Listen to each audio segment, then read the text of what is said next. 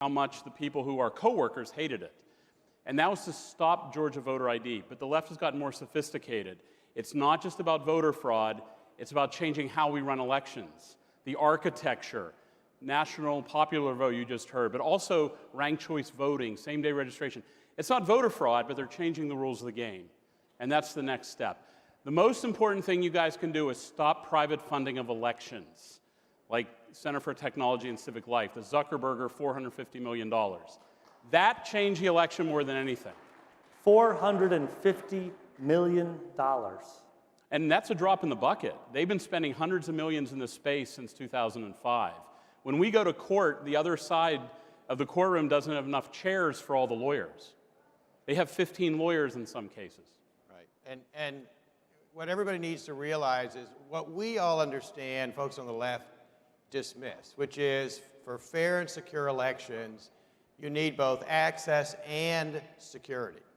And what they've been doing now for the past 2 decades, through lawsuits, through pushing litigation, the latest through H.R. 1, which we talked about, which we're trying to push through Congress, is to basically get rid of all of the security protocols that states have in place to try to make sure we have integrity of the elections. Just one quick example of this. They filed numerous lawsuits last year before the election using COVID as an excuse in, for example, South Carolina and Alabama to say, oh, you all should not be able to enforce your witness signature requirement on absentee ballots. Well, it's just too dangerous, even though you can stand 6 feet away from somebody with a mask on, and it takes about 30 seconds to see them Hans, sign a ballot. I want you to repeat that. On mail-in ballots, when the person's not even standing there, can't present an ID, they're not checking signature verification. Right. And so they were fortunately unsuccessful in South Carolina and Alabama because the attorney generals there fought, can I say fought like hell, to prevent that from going forward, okay? But that provision saying no state can enforce a witness signature requirement on absentee ballot is now in H.R. 1. So if that federal bill gets passed, no state anywhere in the country can enforce a basic security protocol on absentee ballots. Okay, well, you guys were at DOJ. John, you've been writing on this. What is this H.R. 1? It is the worst bill that's of a non-fiscal nature that has ever been introduced in Congress. The table of contents is 24 pages long. Wait, John, before you get into that, H.R. 1. What does H.R. mean? What's the one It is mean? Nancy Pelosi's top priority. Number she gets one. to label the bills by what number she wants them to appear for a vote. H.R. 1 is her first priority. And what it does is basically federalize, nationalize the elections, take away all of the protections that every one of your states has for clean and fair elections. You must defeat it. You must defeat it. Every single Democrat has co-sponsored it, but if you put enough pressure on the 22 Democrats in Trump districts, I think you can bend some of those. And of course, there's the Senate to stop it. Second thing I would simply say, one of the mistakes that was made in this election by everyone is thinking that you can combat voter fraud after the election. Yeah. You have to address it before the election. Right. And frankly, we didn't have the lawyers who did that properly. The last thing you need to understand is this. We shouldn't always yell fraud first. Sometimes the laws that the Democrats have put in are so loosey-goosey, so confusing, so chaotic, planned chaos, that they create a situation where, as Hans and I wrote in our book, you can't tell where the incompetence ends in the election office and where the fraud begins. Hans, what's the name of this book? Who's counting? How fraudsters and bureaucrats put your vote at risk. And I guess I can tell folks we're working on an updated version, which will hopefully come out fairly soon. What's in the updated version? Topics. Well, we published the original book in 2012, and it was our book to emphasize that election fraud actually exists. So we went through and listed case after case after case. And frankly, there's been a lot of cases in the last 8 years that we'll be able to add We're going to explain the 2020 election and what really happened and what was exaggeration and what was ignored. This is important. I know all of us are concerned about our vote because democracy is voting. But there are some conspiracy theories out there. They are not worth chasing. Those conspiracy theories don't hold water when there is so much real, known, knowable stuff. Christian, what are some examples of knowable, known stuff that went wrong? Well, look, we know there were dead voters. We know there were double voters. We can catalog those, but you can't catalog them right away. The Public Interest Legal Foundation, we cataloged the 2018 election in a book called Critical Condition, where we got all the voter rolls for the entire country, and we amalgamated them, and we could tell you how many dead voted. I want you to explain that. What does it mean to amalgamate the voter rolls, and why are you doing that? It's complicated because you have to get all this data. It's expensive. You have to normalize it. You can't do it in 2 weeks. When we heard about dead people and double voters the week after the election, we knew that was phony because you can't catalog that.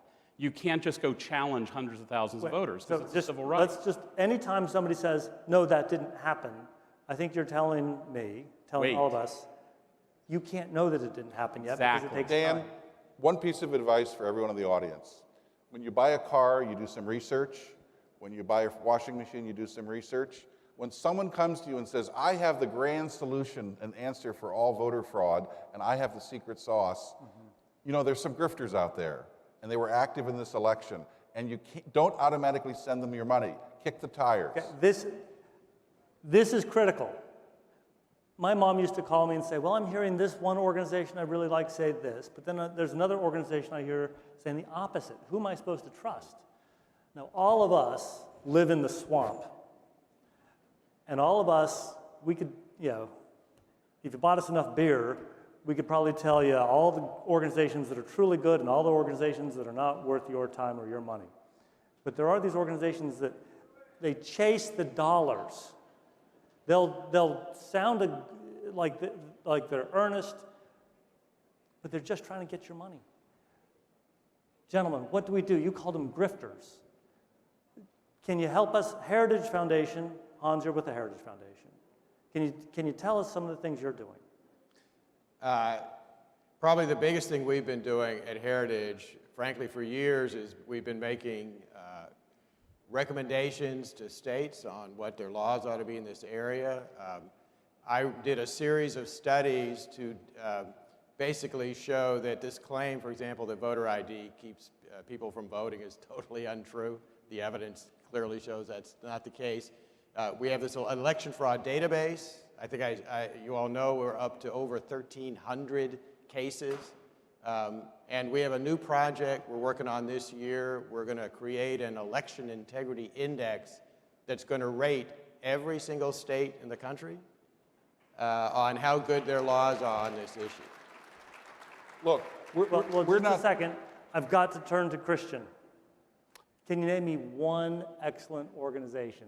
This is a softball. Well, okay, Public Interest Legal Foundation. Wait, say that slowly. Public Interest Legal Foundation. We stopped Virginia last year. Listen to this. They issued rules to allow late ballots to come in by mail with no postmark. We sued, and we won. You didn't hear that very much. And we stopped Virginia from allowing late ballots with no postmarks. It was a bleak landscape with one tiny, shiny diamond. So now, you got to fight, because this fight is going to happen in 2 years. I know time is running short, but when you see these gentlemen on Fox Nation and other excellent organizations, listen to them. When you hear them on the radio, I'm sure you must have social media accounts. Look them up, follow them, read their stuff. It's really important. But John, let me give you the last question. What are your parting thoughts of wisdom? If we can stop H.R. 1, if we can get the 27 states that have Republican governors and Republican legislatures, most of them the swing states are in that category, if we can do that, if we can separate the wheat from the chaff, the exaggerations from the reality, we can have a much cleaner election system in 2022 that we can all be proud of, and we can be confident that the election will be free and fair, and I believe we will recapture the House and recapture the Senate. Okay, so for all of you who have downloaded the CPAC app, you're getting a push notification right now. How you can click on it, and through it, you'll be able to go directly to your member of Congress and tell your member of Congress what you think about H.R. 1. And if you don't have the CPAC app, you can just go to conservative.org and you'll be able to find it. Tell your members of Congress what you think about H.R. 1. You've got to do it now.